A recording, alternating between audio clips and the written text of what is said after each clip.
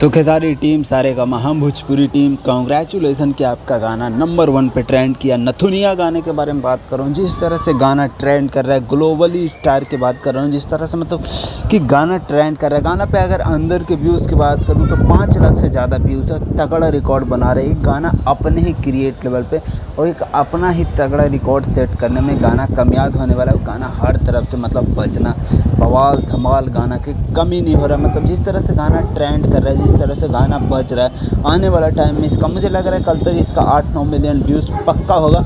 नए नए record create कर रहा है। जिस तरह से गाने पे 2 लाख व्यूज़ कंप्लीट होने वाला है, 3 मिलियन से ज़्यादा व्यूज़ कंप्लीट हो चुका है, फाड़ रहा है लिटरली। मतलब कि कोई गाने में कमी नहीं छूट रहा। जिस तरह से गाना बज रहा है, आने वाला टाइम में इस गाने का बहुत तगड़ा रिकॉर्ड होने वाला है। रिकॉर्ड तो सेट कर ही रहा है। नंबर 1 पे ट्रेंड करना सबसे बड़ी बात था। मुझे तो पता ही था, सब लोगों को पता था।